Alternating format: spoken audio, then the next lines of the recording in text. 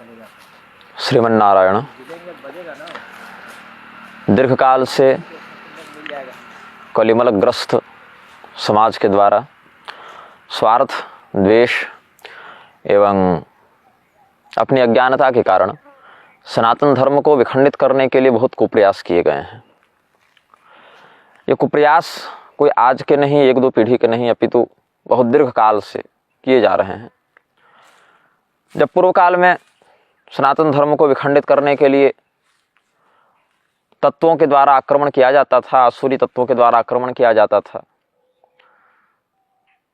जब शास्त्रीय आर्ष ग्रंथों का हम अनुसरण करते हैं तो समझते हैं कि रावण, हिरण्यकशिपु, कंस, महिषासुर और भी अन्य शास्त्र विरुद्ध आचरण करने और करवाने वाले लोगों के द्वारा, जो स्वयं भी शास्त्र विरुद्ध आचरण कर रहे हैं और अगर कोई शास्त्र के अनुसार चलना चाहे तो उसको चलने भी नहीं देते हैं।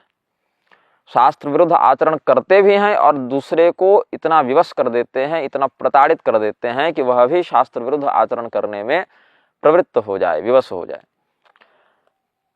ऐसी राक्षसी बुद्धि वाले लोगों के द्वारा सनातन धर्म को बीच बीच में खंडित करने का प्रयास किया गया। उसके बाद समयानुसार प्रबुद्ध लोगों ने, धर्मनिष्ठ लोगों ने उनका प्रतिकार किया। कुछ काल के बाद भारत ने यवनों का आक्रमण सहा। सनातन धर्म को तोड़ने के लिए, मंडित समाज को खंडित करने के लिए बहुत से अत्याचार किए। उसके बाद शक, हूण इत्यादि आए। उसके बाद इस्लाम का भारत पर आक्रमण हुआ, मिशनरियों का आक्रमण हुआ। बहुत दीर्घ काल तक ईसाईयत और इस्लाम से सनातन धर्मावलंबी लड़ते रहे, अपनी सुरक्षा करते रहे। जो नहीं कर पाए वो धर्म परिवर्तित करके विधर्मी बन गए। सनातन धर्म से अपना संबंध उन्होंने चाहे लोभ से, चाहे स्वार्थ से, चाहे भय से तोड़ लिया। आज उन्हीं की संतानें अपने आक्रमणकारियों के अनुसरण में अपने विवेक का प्रयोग न करते हुए सनातन धर्म को खंडित करने का प्रयास कर रही हैं। जिन आक्रमणकारियों ने जिनके पूर्वजों के साथ बलात्कार, हिंसा, लूटपाट और भी विविध अत्याचारों का व्यवहार किया, उन्हीं की संतानें आज, जब डर के पूर्वजों ने धर्म परिवर्तन कर लिया, भय के कारण कर लिया, लोभ के कारण कर लिया, तो आज उन्हीं की संतानें स्वयं को उनका वंशज बताते हुए, आक्रमणकारियों का ही समर्थन करते हुए सनातन धर्म को ध्वस्त करने का प्रयास करती हैं। तो कभी हम इन्हें राक्षस कहते थे, कभी यवन कह दिया। वृत्ति तो वही है, अलग अलग योनियों के आश्रय लेकर तो अधर्म अपना विस्तार करने का प्रयास करता ही है, अलग अलग संस्था के माध्यम से, अलग अलग व्यक्तियों के माध्यम से। वर्तमान में भारत में सनातन धर्म के लिए सबसे बड़ा खतरा जो है, सबसे अधिक सनातन धर्म को तोड़ने में जिसका योगदान है, उसको हम आजकल भारतीय न्यायपालिका के नाम से जानते हैं। कभी अंग्रेजों के नाम से जानते थे, कभी मुगलों के नाम से जानते थे, कभी हूण, शक, यवनों के नाम से जानते थे, कभी राक्षसों के नाम से जानते थे। वर्तमान में हम भारतीय न्यायपालिका में भी सारे लक्षण देख रहे हैं। हमारे सनातन धर्म की जो आदर्श सामाजिक मर्यादा का वर्णन शास्त्रों में है, जिसके कारण यह भारत इतना ओजस्वी, इतना गौरवशाली, इतना महान राष्ट्र बन पाया, अथवा जिसके माध्यम से हम इस भारत को पुनः वह गौरव प्राप्त करवा सकते हैं, उन सभी मानबिंदुओं का हरण करने का संकल्प ही जिस संस्था ने ले लिया है, उसे हम भारतीय न्यायपालिका के नाम से जानते हैं। भारतीय न्यायपालिका के पास कोई एक निश्चित परिभाषा नहीं है कि क्या उचित है और क्या अनुचित है। भारतीय न्यायपालिका अपने बल का प्रयोग करके कभी भारतीय संसद के ऊपर हावी हो जाती है, तो संसद वाले कहते हैं कि नहीं, कानून बनाना तो हमारा काम है, तुम तो बस कानून के आधार पर निर्णय दे सकते हो। तो संसद भी अपने बल का प्रदर्शन करती है, कानून के संरक्षण का उत्तरदायित्व हमारा है, इसीलिए तुम कुछ ऐसा कानून न बनाओ जो कि संविधान की मूल भावना के साथ छेड़छाड़ करे। यह कहकर न्यायपालिका अपना प्रभाव जमाने का प्रयास करती है। कुल मिला के सबको यही मानना है कि जो है सो हम ही हैं, हमसे ऊपर कोई नहीं, हमारे ऊपर किसी का हस्तक्षेप नहीं होना चाहिए, हम ही सबों के स्वामी हैं, हम ही सबों के अधिपति हैं, हम जो कह दें वही सही है और हम जिसका विरोध कर दें वही गलत है। चार व्यक्ति अगर कोई काम कर रहे हैं तो अपराध हो जाता है, चार व्यक्ति अगर कुछ कर दें तो अपराध हो जाता है, और उसी को अगर 40 लाख लोग कर दें तो मजबूरी में वही कानून बन जाता है। कुछ समय पहले तक 377 धारा समलैंगिकता के लिए प्रसिद्ध थी, 4 व्यक्ति करें तो उसको जेल में डाल दिया जाता था। आज वही धारा हटा दी गई। क्यों हटा दी गई? क्योंकि भैया हमारे घर परिवार में समलैंगिकता व्याप्त हो गई। ऐसा जब नेताओं ने, मंत्रियों ने, अधिकारियों ने, अफसरों ने, न्यायाधीशों ने देखा तो कहा कि अरे भैया ये तो हमारे ऊपर कानून लागू हो जाएगा, तो जो कानून हमारे ही विरुद्ध खड़ा हो सकता है उस कानून को ही समाप्त कर दो। ये तो इनकी संवैधानिक निष्ठा है कि जो कानून हमारे विरुद्ध प्रयोग किया जा सके उस कानून को ही समाप्त कर दो, और जिस कानून से जनता का यथेष्ट शोषण किया जा सके उस कानून को और पुष्ट करो और बढ़ाओ। भारत में जो न्याय व्यवस्था हम पुराणों में देखते हैं, स्मृतियों में देखते हैं, महाभारत इत्यादि में देखते हैं, पूर्व के नीतिकारों ने जो आदर्श समाज की परिकल्पना की थी, नारद स्मृति के आधार पर, मनुस्मृति के आधार पर, याज्ञवल्क्य की स्मृति के आधार पर, ये सब व्यवस्थाएं हजारों हजार वर्षों से भारत में थीं और भारत को गौरवान्वित कर रही थी। लेकिन यही जो न्यायपालिका अभी आए हुए, जिसको 100 वर्ष भी नहीं हुए हैं, ये संपूर्ण तया उन सभी मानव बिंदुओं का हनन करने का प्रयास करती है और अंग्रेजों के द्वारा बनाए गए कानून को पुनः इस स्वतंत्र उपाधि को धारण करने वाले भारत में भी लागू करने का प्रयास करती है। इनका बोली, विचार, व्यवहार, आहार, वेशभूषा, दिनचर्या किसी भी प्रकार से भारतीय नहीं देखने को मिलती। यहाँ तक कि कई बार तो यह भी कह दिया जाता है कि इस अदालत की भाषा अंग्रेजी है, यहाँ हिंदी में बहस न करें। ऐसा भी घटनाक्रम इसी भारत देश के न्यायपालिका के अदालतों में देखा गया है, जहाँ यह कह दिया जाता है कि इस देश में ये जो अदालत है इसकी भाषा अंग्रेजी है। यहाँ से हजारों किलोमीटर दूर बैठे एक टापू में जो अंग्रेज रहते हैं, उन्होंने भारत के ऊपर जितना अत्याचार किया, जितना मर्दन किया भारतीय संपदा का, चाहे बौद्धिक संपदा हो चाहे भौतिक संपदा हो, उन अंग्रेजों के द्वारा प्रवर्तित उतने दूर की विदेशी भाषा को यहाँ पर अदालत में न्याय के लिए प्रस्तुत करने के संदर्भ में जो न्यायाधीश कहते हैं कि हमारी अदालत की भाषा अंग्रेजी है, उनको बिल्कुल लज्जा नहीं आती है कहने में। यद्यपि भारत में ऐसा नहीं कोई हिंदी जानते नहीं या ऐसा नहीं हिंदी बोलते नहीं, लेकिन दिखाने के लिए कि हम कितने उन्नत हैं, कितने विशिष्ट हैं, अंग्रेजियत का प्रसार करते रहते हैं।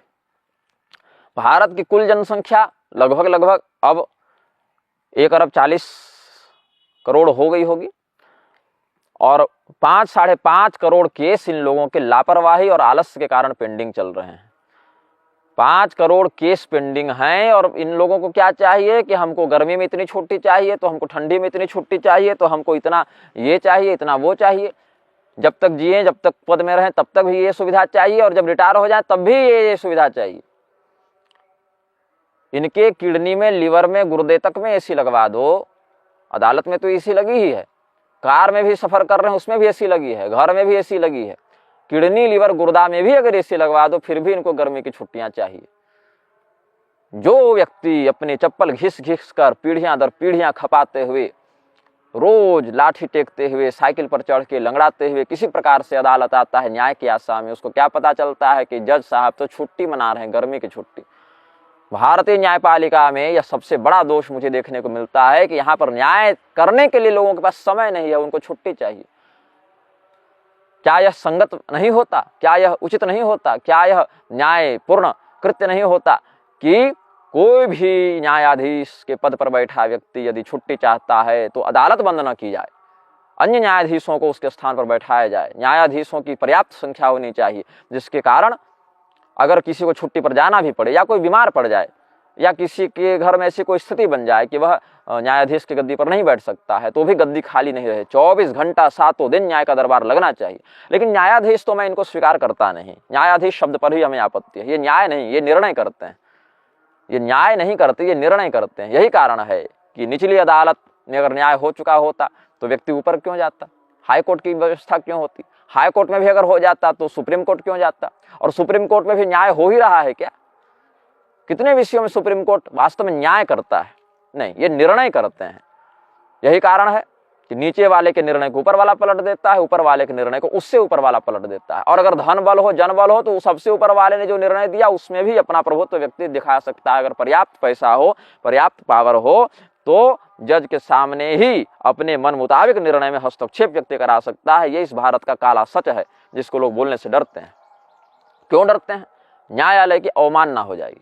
और ये किसने बताया कि न्यायालय की अवमानना हो जाएगी? इन्हीं लोगों ने बताया कि हम सर्वश्रेष्ठ हैं, हमारी तुम अवहेलना नहीं कर सकते। क्यों भैया? क्योंकि हम कह रहे हैं।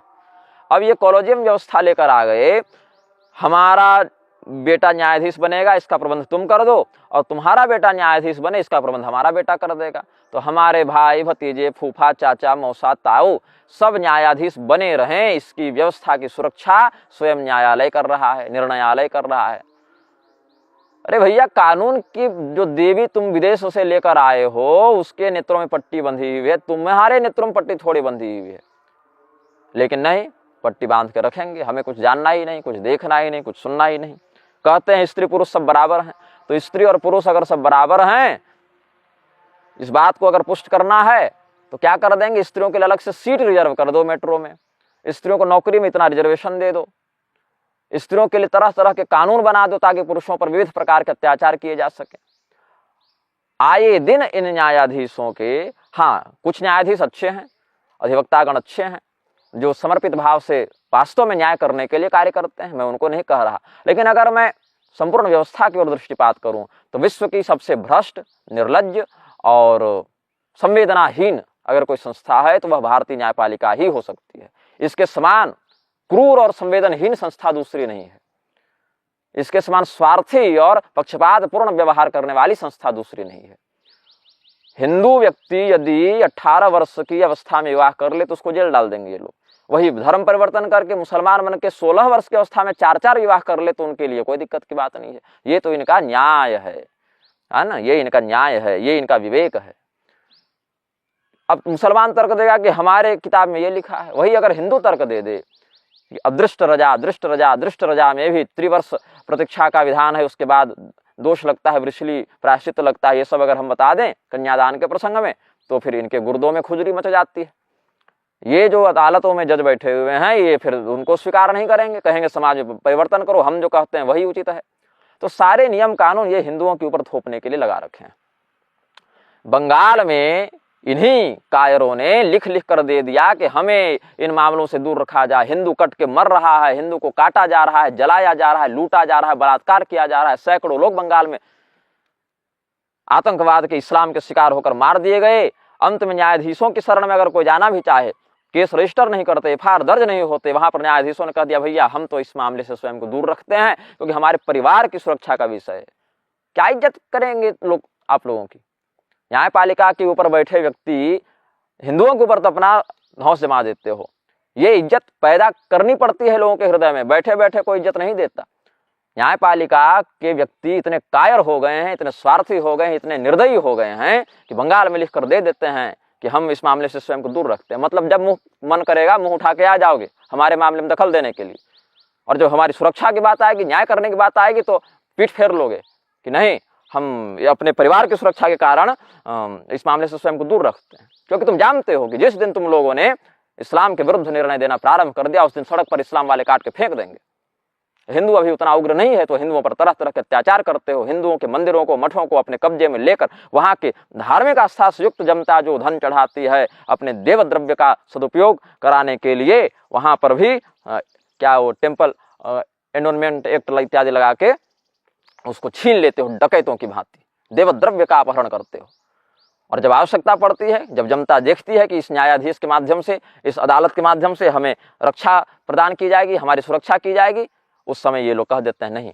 कश्मीरी पंडित पिछले 40 वर्षों से रोते रह गए, चिल्लाते रह गए, हमारे ऊपर अत्याचार हो रहा है, हमें मारा जा रहा है, पीटा जा रहा है। उनका विषय सुनने तक के लिए इन दुष्टों को फुर्सत नहीं है। और बांग्लादेशी को मैगी नूडल मिला के नहीं, उनके घर में बल्ब जला के नहीं, उनके टंकी में पानी आ रहा है कि नहीं, इसके लिए इनकी दैया मैया के छाते में दूध उतर जाता है। तो कश्मीरी पंडित जिसने अपनी पीढ़ियां गंवा दी, मरते हुए देखा अपने बाल बच्चों को मार मार कर, जिनके पतियों के सामने उनकी पत्नियों का बलात्कार कर दिया गया, बाप के सामने बेटी का बलात्कार कर दिया गया, बेटा का मांस काट काट के माँ के मुंह में ठूस दिया गया, उनको ये कहते हैं कि नहीं ये तो कोई बात ही नहीं हुई है, हमारे पास इतनी फुर्सत नहीं है कि हम इनके केस को सुन सकें। लेकिन रोहिंग्या के साथ कोई अन्याय न हो जाए, इतनी दूर से आए हुए लोगों के लिए घर बना है कि नहीं, वो भी यहाँ पर आतंकवाद ही फैलाएंगे और फैला रहे हैं। अनेक स्थलों में चोरी डकैती दंगे फसाद हो रहे हैं, दिल्ली में हो रहे हैं जहाँ पर उनको बसाया जा रहा है। उन क्षेत्रों में आपराधिक घटनाओं को देख लो तुम लोग, वहां पर जो है इन्हें बहुत बड़ा कामधेनु का वात्सल्य इनके हृदय में उमड़ जाता है। लेकिन हमारे ऊपर जब अत्याचार होता है ये लोग कुछ नहीं करते, तो हम क्यों इनका सम्मान करें? जब हम जान रहे हैं कि ये व्यक्ति हमें ही कष्ट देगा, ये व्यक्ति हमारे शत्रुओं का हितैषी है, हमारे शत्रु जब हम पर आक्रमण करते हैं तो ये व्यक्ति भाग जाता है, और जब हमारे द्वारा इनका विरोध किया जाता है तो मुंह उठाकर न्यायाधीश बनकर आ जाता है कि हम माननीय हैं, तो किस मुख से जनता सम्मान करेगी बताओ। एक पुरुष अगर अपनी स्त्री से रमण करे तो उस पर तुम मैरिटल रेप का एक्ट लगा सकते हो। वही पुरुष अगर व्यभिचार करे दूसरे की पत्नी के साथ तो तुम्हारे लिए मान्य हो जाता है। जिसका चरित्र सही नहीं, जो व्यभिचार का समर्थन करता हो, ऐसा व्यक्ति क्या न्यायाधीश बनेगा? ऐसे व्यक्ति के लिए क्या सम्मान हृदय में उत्पन्न होगा? भाई, पूरे देश को तो वेश्यालय बनाने पर तुम लोग तुल गए हो, पूरे देश को वेश्यालय बनाने पर तुल गए हो। और अब तो अदालत की चेंबरों में वो दिल्ली के न्यायाधीश का आया था ना, अपने क्या थी स्टेनो, उसके साथ रमण करते हुए। तो स्वयं जो व्यक्ति वेश्यागामी हो जाता है, स्वयं व्यभिचारी हो जाता है, स्वयं जिसके अनैतिक संबंध हैं, वो व्यक्ति दूसरे निष्ठावान व्यक्ति, चरित्रवान व्यक्ति को तो चाहेगा ये भी शराबी कबाबी जुआरी बन जाए। शराब में, व्यभिचार में, पैसे में, घूसखोरी में पेशकार जज के सामने घूस लेते रहता है, जज की आंखें फूट जाती हैं उस समय, दिखता नहीं है उसको भी ये भ्रष्टाचार। तो भैया तुम अदालत का विरोध नहीं कर सकते, क्यों? क्योंकि अदालत की अवमानना हो जाएगी। और ये बात किसने बताई? तो अदालत ने खुद बताई। बड़े कृपाल जी ने छोटे चंद्रचूड़ को बना दिया जज, चंद्रचूड़ ने कृपाल को बना दिया, कृपाल ने फिर चंद्रचूड़ को बना दिया। तो तुम हमारी खुजलाते रहो, हम तुम्हारी पीठ खुजलाते रहेंगे, और दोनों मिलकर जनता पर अत्याचार करेंगे। मतलब व्यक्ति अगर अपनी पति पत्नी, पहले तो इन लोगों ने परिवारों को तोड़ना प्रारंभ किया, परिवारों को जब तोड़ दिया, जब सफल हो गए कि चलो ठीक है दहेज एक्ट ले आए, ये ले आए, वो ले आए, झूठा केस, यहां तक कि 5-5, 2-2, 3-3 वर्ष के बच्चे तक को जेल में डाल दिया जाता था दहेज एक्ट में। 2 वर्ष का बच्चा भी, 2.5 वर्ष का, 3 वर्ष का, गर्भवती महिला भी अगर घर में है, सबको जाकर जेल में डाल दो। नहीं जानते हैं लोग क्या क्या कानून के नाम पर अत्याचार हुआ है हिंदुओं के साथ। एलिमनी के नाम पर पति पत्नी में झगड़ा करा दो। अब तो ये हो गया है कि एक ही महिला 4 जगह विवाह करती है, दहेज लेती है, सबसे 20 लाख, 30 लाख, 50 लाख लेती है और करोड़पति बनकर ऐश करती है। पुरुष कहाँ रोने जाए? सड़क पर चलता हुआ एक पुरुष अगर महिला को उसकी गलती होने पर भी थप्पड़ मार दे तो महिला आयोग जग जाती है। और वहीं पर सड़क चलती महिला पुरुषों के साथ अगर अत्याचार करे तो लोग हंस देते हैं, अरे कैसा पुरुष है, मार खा गया। ये तो मान लीजिए ठीक है, अगर कोई लड़का नहा रहा है और किसी लड़की ने उसका फोटो खींचकर स्कूल में वायरल कर दिया, उसके लिए क्या दंड विधान है? कुछ नहीं। और वही अगर लड़का लड़की का कर देता तो 75 तरह के पोस्को लगाओगे और ये लगाओगे और वो लगाओगे। तो तुम लोग काला कोट पहनकर जो आते हो उससे अच्छा पेटीकोट पहनकर क्यों नहीं आ जाते? जब इतना ही स्त्रियों के प्रति स्त्रैण भाव व्यक्त हो गया है, यहाँ तक कि संपूर्ण समाज को तुम पहना दो साड़ी और पेटीकोट, फिर पुरुषों की कोई आवश्यकता ही नहीं है। तो जो भी विधर्मीगण हैं अब वो न्यायपालिका पर ऐसे काबिज हो गए हैं, ऐसा कब्जा कर चुके हैं। प्रशांत भूषण के समय तो तुम लोग को कुछ नहीं हुआ, 1 रुपया देकर आ गया और माना मुंह पर गाली दिया और 1 रुपया देकर आ गया कि यही तुम्हारी औकात है, लो। उस समय तो कुछ नहीं कर सके, क्योंकि वकील अगर साथ ना दे तो जज का घर कैसे चले? दोनों का तो 60 गांठ रहती है ना। मैं पुनः कहता हूं, अदालतों में कुछ लोग अच्छे हैं, लेकिन वो इतने कम हैं, इतने कम हैं, इतने कम हैं कि उनका कोई व्यापक प्रभाव समाज पर नहीं पड़ रहा है। विवाह की उम्र हिंदुओं के लिए पहले 18 वर्ष थी। 2 वर्ष पहले तक 18 वर्ष की कन्या से विवाह कर सकते थे, आज बदल के 21 कर दी गई, तो आज वो कानूनन अपराध हो गया। तो कानूनन अपराध हो गया। छत्तीसगढ़ की बिलासपुर की बात है, एक महिला अपने बेटे का रिश्ता तय कर रही थी, पुलिस आ गई, महिला को हार्ट अटैक आ गया, वो मर गई बेचारी तुम्हारे कानून के चक्कर में। वही अगर मुसलमान होते हो, 4 विवाह तुम्हारे मुंह के सामने बैठ के रंग से करता 16-17 वर्ष की उम्र में, और तुम कुछ नहीं कर सकते, तुम खांस नहीं सकते, क्योंकि कानून कुछ नहीं होता, कानून एक भ्रम है। जो होती है जनता की सत्ता होती है, जनता की ताकत होती है। जब देखा कि परिवारों में एकता है, हिंदू धर्म को तोड़ना मुश्किल हो रहा है, तो पहले परिवारों में विखंडन उत्पन्न करो। उसके बाद जब हिंदू मैरिज एक्ट ले आओ, हिंदू कोड बिल ले आओ, जब परिवार टूटने लगे, लेकिन देखा चलो पति पत्नी में भी एकता है, तो कह दिया अब नर और मादा में इनको परिवर्तित करो, पति पत्नी का दाम्पत्य भी खंडित कर दो। कोई भी स्त्री किसी पुरुष के साथ व्यवहार करे, रमण करे, कोई भी पुरुष किसी स्त्री के साथ व्यवहार करे, या कोई भी विचार की धारा इस पर लागू नहीं होती, केवल आपसी सहमति होनी चाहिए। लेकिन पति पत्नी अगर रमण करे तो मैरिटल रेप का तुम कानून लेकर आ जाते हो। तो कब तक हम अपने परिवार को, अपने घर को, अपने संस्कार को टूटता हुआ देखेंगे? जो न्यायाधीश स्वयं व्यभिचार में डूबा है, स्वयं मदिरापान में डूबा है, वो दूसरे को क्या नैतिकता की शिक्षा देगा? स्वयं समलैंगिकता का शिकार है जो मानसिक रोगी है, वो क्या दूसरे को नैतिकता और न्याय की शिक्षा देगा? जब सेना, पुलिस, संविधान पर जनता भरोसा करती है ना, तो वो संसार में सबसे मूर्ख समाज कहलाता है। सेना कश्मीर में थी, अन्य राष्ट्रों में भी सेना थी, पुलिस थी, बंगाल में संविधान था, क्या हुआ? ये सब पीछे भाग गए। नहीं, तुम्हारा स्वातंत्र्य, तुम्हारा आत्मबल, तुम्हारी एकता और तुम्हारे अंदर जो साहस प्रतिष्ठित है वही तुम्हारी रक्षा करेगा। कोई अदालत रक्षा नहीं करेगी उस समय। तो जो अदालत हमारी रक्षा नहीं कर सकती, हम बार बार न्याय के लिए उस अदालत का मुख क्यों देखते हैं? 100 वर्ष जिस संस्था को आए हुए नहीं हुआ, वो सबके बाप बनकर बैठी हुई है, जैसे इसके ऊपर कोई है ही नहीं। और हजारों वर्षों से हमारा सनातन धर्म, हमारी परंपरा, हमारी मर्यादा चली आ रही है। इन 100 वर्ष पुराने भी जो न्यायाधीश नहीं है, जो स्वयं मांस, मदिरा, व्यभिचार में, मदिरा में, समलैंगिकता में, अनैतिक संबंधों में, घूसखोरी में लिप्त हैं, इनके चक्कर में हम सब भी पापी हो जाएं, पतित हो जाएं, संस्कार छोड़ के असभ्य हो जाएं। केवल नेताओं की चापलूसी में करने वाले वो है ना, अभिषेक मनु सिंघवी का तो आया ही था, उसकी जो सेक्स सीढ़ी आई थी। कब जज बना रहे हो? जज बनने के लिए या बने रहने के लिए या विवेक, बुद्धि, निर्णय, दया, सहनशीलता नहीं चाहिए। अब मर्दाना ताकत की गोली खाकर ये जज बन रहे हैं। वो अभिषेक मनु को कह रही थी और वो नेता जज बना ही देता इसको। और जब ये जज बन जाती तो दुनिया को उपदेश देती चलती कि तुम ये करो, तुम वो करो। तो ऐसे जजों पर कैसे विश्वास होगा? ऐसे जजों पर कैसे? वक्फ बोर्ड कब्जा किया जाता है कहीं भी जमीन करके, न्यायालय को उस समय नहीं दिखता। न्यायालय के मुख से तब आवाज नहीं निकलती जब हिंदुओं को बार बार लव जिहाद के नाम पर प्रताड़ित किया जाता है, हिंदुओं की बेटियों को काट काट कर फेंक दिया जाता है।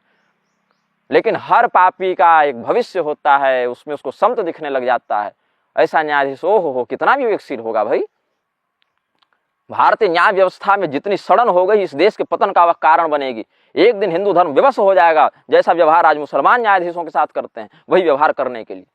और अवमानना क्या होती है भाई? हम तो समझते हैं न्यायालय की अवमानना हो ही नहीं सकती। संसार में एक व्यक्ति पैदा नहीं हुआ जो न्यायालय की अवमानना कर सके, संभव ही नहीं है। बंध्यापुत्र की हत्या के समान न्यायालय की अवमानना एक भ्रम है। कैसे?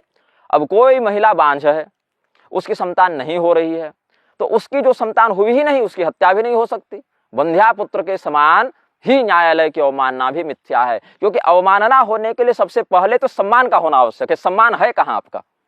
अवमानना तब होगी ना जब सम्मान होगा। सम्मान आपके हृदय में है। आपने भ्रम पाल रखा है कि जनता आपका सम्मान करती है। नहीं, जनता डरती है तुम्हारे अत्याचारों से, तुम्हारे तरह तरह के प्रजा शोषक कानूनों से, तरह तरह की मानसिक विकृति से भरे कानूनों से, परिवार को विखंडित करने वाले कानूनों से, लोगों के अंदर फूट डालने वाले कानूनों से, अपना पेट पालने के लिए दूसरों के अंदर वैमनस्य उत्पन्न करने वाले कानूनों से, और उन कानूनों का विरोध करने पर अवमानना का मुकदमा दर्ज करने के कानूनों से जनता डरती है।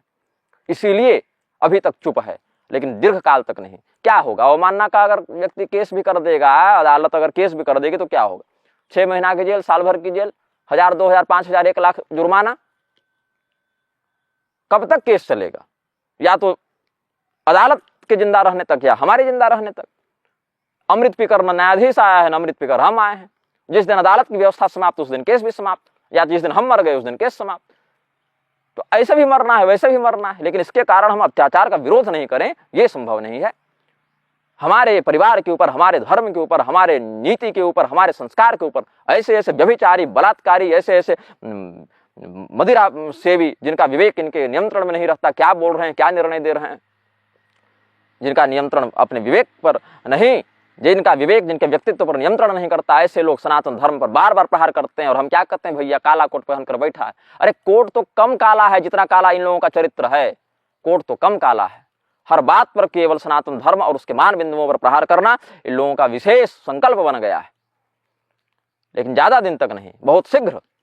जिस प्रकार से विधर्मियों की संख्या बढ़ रही है, जिस प्रकार से समाज में नकारात्मक शक्तियों का विस्तार हो रहा है, जैसे बंगाल में शुरू हो गया, केरल में शुरू हो गया, कश्मीर में हो ही रहा है, पंजाब में देख लो क्या कानून की स्थिति, पंजाब और बंगाल में देख लो। कौन मानता है न्यायाधीशों को? हिंदू धर्म का सदस्य ही अभी तक न्यायालय का सम्मान कर रहा है। हिंदू धर्म के अलावा कोई नहीं जो न्यायाधीशों का, न्यायालयों का, ऐसे शोषक कानूनों का सम्मान करे। उसको जो मन करता है मूंछ में ताव देकर करता है। और न्यायाधीश की क्षमता नहीं होती, उसकी हिम्मत नहीं होती, उस समय वो जाकर संविधान का झंडा बुलंद करे। बिल्कुल नहीं, लिख कर दे देता है कि हम इस मामले से स्वयं को भैया दूर करते हैं, क्योंकि हमारी जान पर खतरा है, हमारे परिवार को मार दिया जाएगा। अभी तक हिंदू वो वृत्ति नहीं अपनाया है। लेकिन 20 साल, 30 साल, 40 साल के बाद जब वो लोग हावी होंगे तब क्या करेंगे? वो ये नहीं देखेंगे कि तुम न्यायालय पर बैठे हो, कि तुम सेना में बैठे हो, कि तुम पुलिस में बैठे हो, कि तुम IAS IPS हो। वो बस ये देखेंगे तुम काफिर हो कि ईमान वाले हो।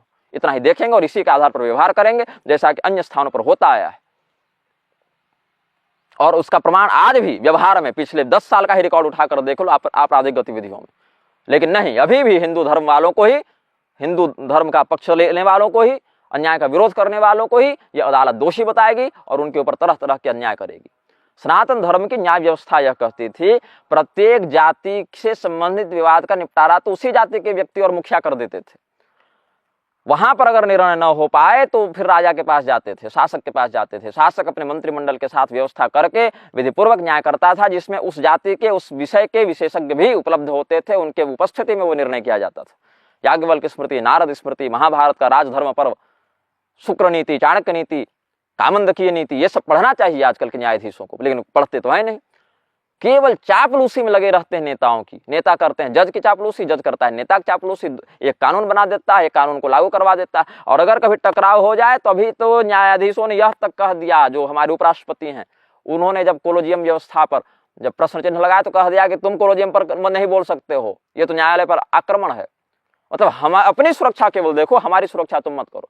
अयोग्य से अयोग्य, व्यभिचारी से व्यभिचारी, दुराचारी से दुराचारी, मूर्ख से मूर्ख व्यक्ति भी हमारा भतीजा है, हमारा बेटा है कह के जज बना दो उसको, और उसके बाद हम कहें हाँ भैया तुम तो जज बन गए तो हम तुम्हारे विरोध में बोल नहीं सकते, अन्यथा तुम्हारी अवमानना हो जाएगी। हम सम्माननीय हैं ऐसा स्वयं जज बताते हैं, और इसीलिए तुम हमारा अपमान नहीं कर सकते वरना हम तुमको दंड देंगे, ये भी खुद जज ही बताते हैं। तो स्वयं अपने आप को सम्माननीय मानने वाला व्यक्ति तब तक सम्माननीय नहीं होता जब तक जनता के मध्य न्याय का प्रसार करके वह सम्मान को अर्जित न करे। पाल घर में साधुओं को पुलिस की उपस्थिति में पुलिस के सामने पीट पीट कर मार दिया गया, आज तक कोई ढंग का निर्णय नहीं दे पाई अदालत। अरे ये तो 2 साल पहले घटना है, यहाँ तो 50-50 वर्ष पहले के केस पेंडिंग है। यहाँ पर तो 30-30, 35-35 गवाह खड़े होकर कह रहे हैं कि बिशप ने रेप किया है, 3-3 साल से गवाही दे रहे हैं, कोई मुकरा नहीं, लेकिन न्यायालय उसको बाइज्जत बरी कर देता है। ये तो धूर्तता है न्यायालय में बैठे हुए इन दुराचारियों की। सम्मान करेगा व्यक्ति, लेकिन सम्मान पाने लायक काम तो करो। अवमानना उसकी होती है जिसका कोई सम्मान होता है। सम्मान पहले अर्जित तो करो, बाद में कहना कि अवमानना हो रही है कि नहीं हो रही है। और अवमानना अगर हो भी रही है, उसका तुम्हें क्षोभ भी है, तो निरीक्षण करो कि किस कारण से जनता के मन में यह आक्रोश है, क्यों जनता हमसे संतुष्ट है, कौन से कर्तव्य में हम चूक रहे हैं। इसका विवेक पूर्वक समीक्षा करें प्रबुद्धजन, तब जाकर वो सम्मान जनता के हृदय में स्वयं उत्पन्न होगा। केवल कह देने से कि हम सम्माननीय हैं और केवल हमारे विरुद्ध निर्णय दिया जाए, हमारे ही संस्कार को, परिवार को बार बार तोड़ने का प्रयास किया जाए, इस स्थिति में जनता चाह भी लेगी तो सम्मान नहीं कर पाएगी। कभी न कभी तो वो विस्फोट होगा, और जब वो क्रोध बाहर विस्फोट के रूप में आएगा तो फिर कोई रक्षक नहीं बचता है। बड़ी बड़ी सत्ताएं पलट दी जाती हैं। सत्ता किसी का स्थायी नहीं, न राजतंत्र स्थायी है न लोकतंत्र स्थायी है। लोग राजतंत्र से संतुष्ट हुए तो लोकतंत्र ले आए, लोकतंत्र से असंतुष्ट होंगे राजतंत्र ले आएंगे। जब राजतंत्र वाले थे तो कहते थे कि अब लोकतंत्र कभी नहीं आएगा, कैसे आ जाएगा। अब लोकतंत्र वाले कहते हैं राजतंत्र कभी नहीं आएगा, कैसे आ जाएगा। लेकिन विश्व का इतिहास उठाकर देख लें, सत्ता आती है, सत्ता जाती है। जब तक व्यक्ति सत्ता में रहता है तब तक सोचता है कि हमारे ऊपर तो कोई नहीं, लेकिन जैसे जनता में संतोष होता है, सत्ता में परिवर्तन होता है, व्यवस्था में परिवर्तन होता है, और वो परिवर्तन होगा क्योंकि प्रकृति का नियम है। किसी के कहने या करने से तो रुकेगा नहीं। समय आएगा तो प्रकृति स्वयं करवट लेगी, स्वयं व्यवस्थाओं को परिवर्तित करेगी। लेकिन उस व्यवस्था परिवर्तन में आप बने रहें, आपका सम्मान सुरक्षित रहे, आपका स्थान सुरक्षित रहे, इसका निर्णय करना, इसका व्यवहार करना प्रबुद्ध व्यक्ति का लक्षण है। लेकिन स्वयं को ही सर्वश्रेष्ठ मानकर केवल ताबड़तोड़ अत्याचार और अन्यायपूर्ण निर्णय देते रहना, एक तरफा मानसिक विकृति का प्रदर्शन करते रहना, यह बुद्धिमान व्यक्ति का लक्षण नहीं है। 4 व्यक्ति करें तो अपराध हो जाता है, 40 व्यक्ति वही करें तो कानून बन जाता है। और फिर कानून जब बन जाए तो पहले जो अपराध था वो अब अच्छा बन जाता है। अब तो गर्भपात भी कराने की अनुमति दे दी इन लोगों ने। हिंदू लड़की 21 वर्ष तक विवाह नहीं कर सकती, मुसलमान लड़की 15-16 वर्ष में विवाह कर लेती है। यही कारण है कि हिंदू लड़की अच्छा विवाह नहीं कर सकती लेकिन व्यभिचार कर सकती है। अगर लड़का लड़की की सहमति है तो रमण कर सकते हैं, लेकिन विवाह नहीं कर सकते। विवाह कर लोगे तो गैर कानूनी हो जाएगा। कौन सा कानून टूट जाता है विवाह करने से भाई? मतलब वो लड़की शादी से पहले 10 लड़कों से संबंध बनाए और 10 जगह गर्भपात करे तो डॉक्टर को है अब नियम बदल के कि आप प्रशासन को सूचित भी नहीं कर सकते कि किस लड़के ने गर्भपात कराया। मतलब हमारी बहु बेटियों को सबको वेश्या बनाने पर तुल गया है ये न्यायपालिका का संस्थान। 21 वर्ष तक हिंदू की लड़की विवाह नहीं कर सकती, अगर कर लेगी तो जेल उसको हो जाएगी, उसके माता पिता को जेल हो जाएगी। लेकिन वही 10 लड़कों से अगर रमण करे और गर्भपात कराती रहे तो आप थाना को सूचित तक नहीं कर सकते। ये तो पूरे देश को वेश्यालय बना पर ये लोग तुले हुए हैं। तो ऐसे मूर्खों का, ऐसे कुबुद्धियों का हम सम्मान नहीं करते। वहीं मुसलमान हो तो फिर कर सकते हैं। तो हमारी बहू बेटियों को जानबूझ के ये लोग मुसलमानों के यहाँ भेज रहे हैं और हमारी बहू बेटियां मुसलमानों के हाथों काटी जा रही हैं, मारी जा रही हैं, सूटकेस और रेफ्रिजरेटर में उनके लाशों को काट काट कर पैक किया जा रहा है। और इन हत्याओं के दोषी न्यायाधीश बैठे हुए हैं जो ऐसे मूर्खतापूर्ण कानून बनाते हैं और जनता को मजबूर करते हैं उनका पालन करने के लिए। उसके बाद भ्रूण हत्या पर कानून आ जाता है कि भ्रूण हत्या नहीं कर सकते हो लेकिन गर्भपात करा सकते हो, क्योंकि माय बॉडी माय चॉइस। अच्छा,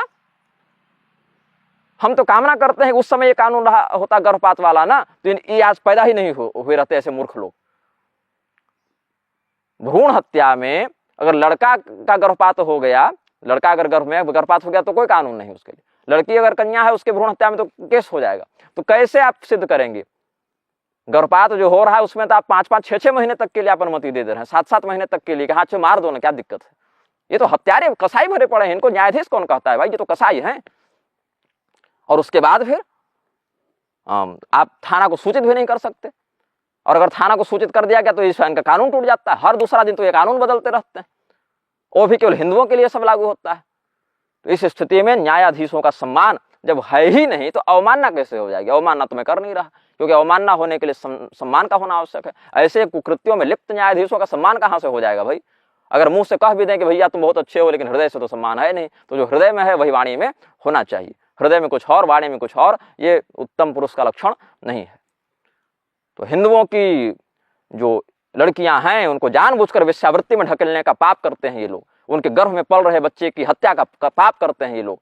और उसके बाद जब विवाह हो भी जाए तो तरह तरह के कानून लगा के, यहां तक कि मैरिटल रेप तक का कानून लगा के, कंसेंट की बात करके। अब क्या हर व्यक्ति अपने संभोग से पहले रिकॉर्डिंग करके उसको रखेगा कि कंसेंट था कि नहीं, कि तुम्हारे यहाँ जाकर आवेदन देगा कि भैया हम करें कि नहीं करें? और भी शादी के बाद, शादी से पहले कोई दिक्कत नहीं है इनको। कितनी स्थिति में महिलाओं को फांसी की सजा हुई, इतनी हत्याएं महिलाओं के माध्यम से हो गई। कितनी स्थिति में फांसी हुई महिलाओं को, कितनी स्थिति में लड़कियों को, अगर लड़का और लड़की में हुआ है, लड़का अगर कह दे कि हमारा कंसेंट नहीं था, तो क्या लड़की पर तुम रेप का करोगे? नहीं करते हो ना। तो फिर किस बात की समानता है यहाँ पर? किस बात के लिए समानता समानता चिल्लाते रहते हो? तो न्यायाधीश के पद पर बैठा हुआ व्यक्ति प्रबुद्ध हो, विवेकी हो, नशेबाजी से दूर हो, व्यभिचार से दूर हो, नैष्ठिक हो, सदाचारी हो, तब न्याय कर सकता है।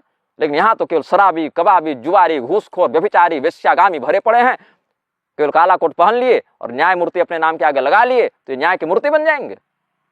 नहीं, ये निर्णय देते हैं और निर्णय में पद का, प्रभाव का, पैसे का बहुत बाहुल्य होता है। और ये काला सत्य न्यायाधीश भी जान रहा है, अधिवक्ता भी जान रहा है, पेशकार भी जान रहा है, वादी भी जान रहा है, प्रतिवादी भी जान रहा है, लेकिन कोई कहने का साहस नहीं करता, क्योंकि कहने के कारण अवमानना का केस हो जाता है। अरे कब तक केस करोगे? जब तक हम जिंदा हैं तब तक, चाहे तुम जिंदा हो तब तक, इतने तक ना केस चलता है। तो उस नश्वर संसार के लिए बार बार अत्याचार सहना और बिना अत्याचार का विरोध किए मर जाना कायरों का लक्षण है, बुद्धिमानों का नहीं। श्रीमन नारायण।